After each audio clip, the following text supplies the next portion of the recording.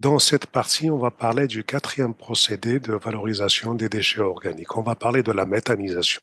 Alors, la méthanisation, elle utilise aussi les déchets, mais pas pour les mêmes fins. Donc, les déchets d'origine alimentaire ou bien les boues activés des stations d'épuration des eaux vont être utilisés pas en anaérobiose, donc en absence d'oxygène, par des bactéries spécifiques. Et l'objectif sera la production du biogaz. Et évidemment, comme il reste le lixivia, il peut servir comme biofertilisant également. Alors, les différentes étapes sont d'abord la préparation de la matière première. Donc, ces déchets, ils doivent être collectés, broyés, etc. Par la suite, va démarrer une étape d'hydrolyse. Cette hydrolyse va se faire par des bactéries qui ont des capacités de produire des enzymes extracellulaires et qui vont fragmenter les polymères, ce qui fait quand on a de l'amidon, il va se transformer en glucose et en maltose, voire d'autres. Si on a des protéines, ils vont donner des acides aminés. Si on a des lipides, ils vont donner des acides gras et le glycérol. Et même si on a des celluloses et des hémicelluloses, il y a des bactéries qui sont capables de les hydrolyser, ne serait-ce qu'en partie, pour donner des éléments sucres qui vont être par la suite récupérés dans une étape dite acidogenèse par des bactéries qui vont participer dans cette opération et ils vont principalement produire ce qu'on appelle des acides gras volatiles, de l'hydrogène et du CO2 et qui vont servir comme substrat dans l'étape suivante et qui sera la méthanogenèse.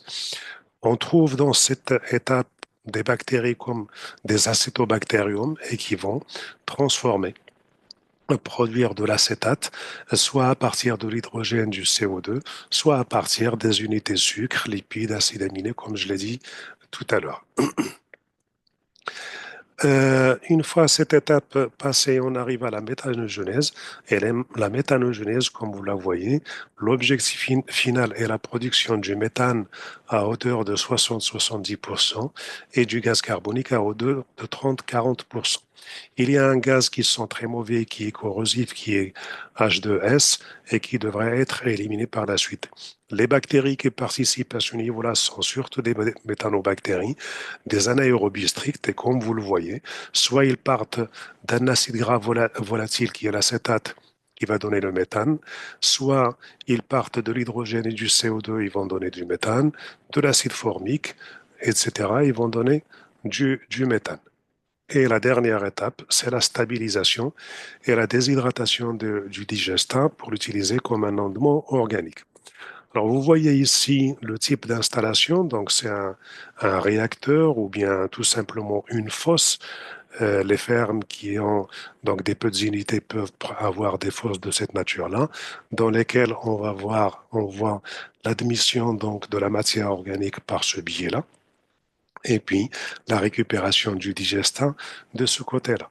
Lorsque la fermentation est faite, elle est dans un milieu hermétique, vous avez la production du gaz et ce gaz est capté par une bâche ou bien donc par une bâche effectivement qui va le garder ici et le seul moyen de laisser échapper le gaz c'est d'avoir un robinet ici pour pouvoir utiliser le gaz.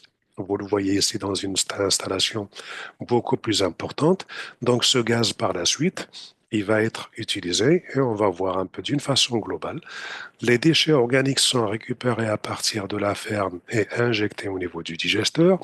Le digesteur qui va nous donner du biogaz, donc un mélange de méthane et du CO2, et dans ce cas-là, moyennant une purification, le méthane va être utilisé comme carburant ou bien va utiliser dans les réseaux de gaz naturel pour les usines, voire les villes. Le CO2 qui est récupéré de là lors de la purification, il va être utilisé aussi dans l'industrie. Sinon, on peut utiliser donc le biogaz aussi pour co-générer de l'énergie, c'est-à-dire produire de l'électricité et qui va être injecté dans les réseaux.